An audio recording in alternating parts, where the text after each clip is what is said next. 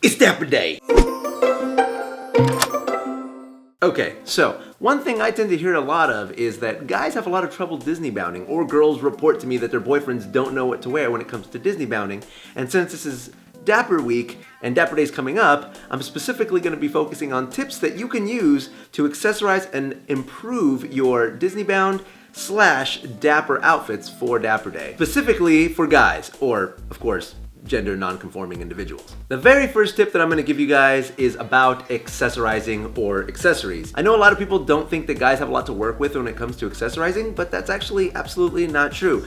Not only for regular Disney bounds, but especially for Dapper Disney bounds. You actually have more to work with when it comes to that. Things like suspenders, sunglasses, hats, shoes, shoelaces specifically, or even, ties and bow ties. That works really well too, especially on Dapper Day. And on Dapper Day specifically, there's even more you can work with, like I was saying earlier. You have cufflinks, monocles, you have cummerbunds and vests, you have pocket squares, you have a whole different variety of hats that you wouldn't even have access to if you were just doing like casual clothing. So now that I've sort of planted a few ideas in your mind, I wanted to walk you through some of the previous Dapper Disney bounds that I've put together and show you how I compiled them to match the character. So one look I'm particularly fond of is the shirt, vest, and tie combo. It's super classic and it's always super dapper. I like it because it allows you to mix different colors effortlessly and not have to have a lot of crazy accessorization going on. My favorite example of this is my Nick Wilde Dapper Disneybound. As you can see, I chose an orange collared shirt to really emphasize the orange of his fur, and since I didn't want to cover the shirt with another shirt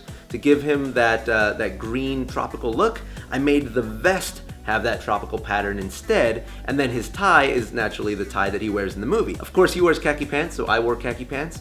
And I wore brown boots with this outfit simply because he has brown paws. I use a foxtail keychain, which isn't a costume piece, by the way, because people actually use foxtail keychains, especially in that time period. And I wore an orange newsboy / also known as golfer hat. You'll see I sort of emulated this same style when it comes to my Pongo Disneybound, my Pongo Dapper Disneybound. Excuse me, I was Perdita, not Pongo. I'm gonna correct myself right now. That one was relatively simple because I put it together the day of. Another situation, which I also did the day of, was my Burt Disneybound, which also followed the same formula as Nick. In the movie, Burt wears a vest, a gray shirt, and a red cravat or scarf, as you might call it. And I decided to emulate that by wearing the same black vest that I wore for Perdita, a gray shirt just like Burt's, and a dark red tie instead of a scarf to keep it nice and dapper. But if you want to get a little bit more complicated, like I chose to do with my Vanellope Dapper Disneybound, here are some tips you can use for that. So first of all, I have a white shirt because I knew that I was going to be stacking a lot of colors and white doesn't really clash with a lot of colors. I chose a pink bow tie because she actually has a pink hair bow and a lot of pink accessories. And to emphasize that, I also put pink suspenders on the outfit. Now the piece de resistance is of course the jacket. For this particular jacket, it was a different color when I bought it and I dyed it green. So don't forget, if you can't find what you're looking for, there are ways to manipulate the clothing that you might have to make it fit the character. And then I decorated it with 3D printed candy to match the candy that's strewn about her hair. This one was a little bit more creative and a little bit more interpretive, but in the end, I think that it really captured the essence of the character without going too costumey.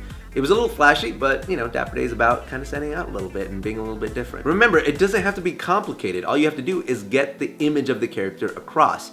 A couple of key colors in the right places will go a long way. So if you have any questions about other ways to accessorize your Disneybound outfit, you should actually check out the Disneybound Tumblr. And I get a lot of ideas from it myself, so that's a good resource. Also, in the comments below, I want you guys to put some really creative ideas that you might have on accessorization tips and tricks so that other people looking for them can find them in the comments below.